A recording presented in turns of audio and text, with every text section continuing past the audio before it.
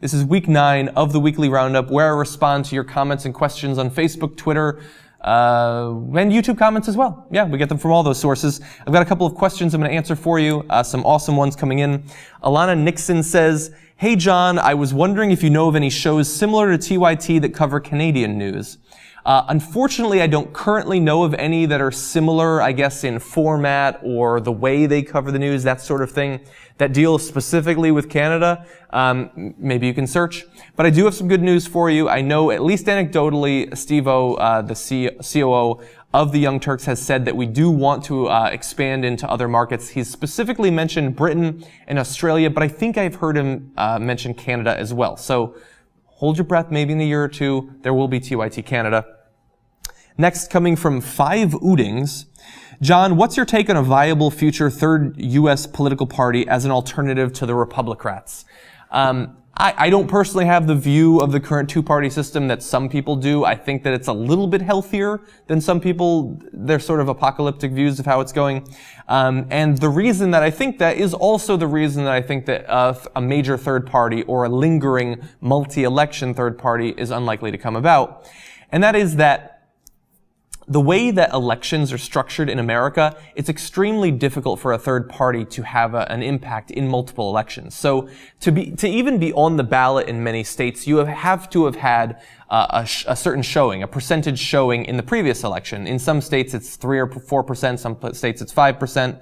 And so unless you hit that mark, in the next election you're not even going to be on the ballot, and so it becomes even harder to be involved in multiple elections. Also, with the sheer amount of money it takes to run a competitive campaign in the state or on the federal level, it's very hard for that. Now, these states have the established parties, both the Republicans and the Democrats, one of the things they're best at is raising money. It's hard, actually, like in auto manufacturers, for a startup to compete.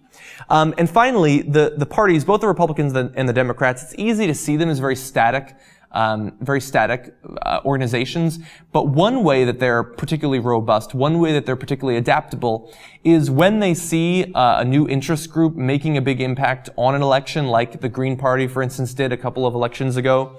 One of the parties will have an incentive to incorporate that, to digest that, and have those people vote for them in the future. And so we've seen that a couple of times. I mean, sort of the Christian right becoming an increasingly strong part of the Republican Party, the Greens with the Democrats, and things like that, environmentalists, everything. And so for those reasons and many more, which I'm sure you can find multiple dissertations on, it's probably not going to happen. Let's see. Sports News Maniac said, "Do you ever regret not finishing up your PhD? Dr. Iadarola has such a badass ring to it." I do regret it in some ways, I suppose. I think it's natural to regret, I guess, what you don't have when you make a major life decision. And I'm sure at some point in the future, I will look back and think, if I just held in there and I just finished, the last 6 or 9 years, I would have had it. That would have been great. But no, in general, I don't regret the decision at all. I am in the best position in my life right now. I like pretty much every aspect of my life, and that can be, for the most part, tied into making the decision to not finish my PhD. So no major regrets yet. Finally, last comment here from Linda Hewitt. "What's the best first-person shooter game in your opinion? I just really want to blow some shit up," with a smiley face. You weren't super specific there. Now, granted, you only have 140 characters, but I don't know if you mean historically or in the present, single player versus multiplayer, so I'll mention a few. Probably one of the ones that has made the most impact on me was GoldenEye. For local multiplayer, it's one of the best first-person shooters ever. I don't think that we would have the multiplayer first-person shooters we have now with the features they have if not for GoldenEye, which especially on consoles showed that first-person shooters can work in that format. I don't think we would have had Halo necessarily. Previous to these games, first-person shooters only really happened on PCs because it was believed that the controllers just weren't adaptable enough. So there's definitely GoldenEye. I also enjoyed Halo and Halo 2 multiplayer. I mean, I guess in terms of story, both Half-Life and the Dead Space series have been very important, I think, in advancing what we believe a first-person shooter story can be like.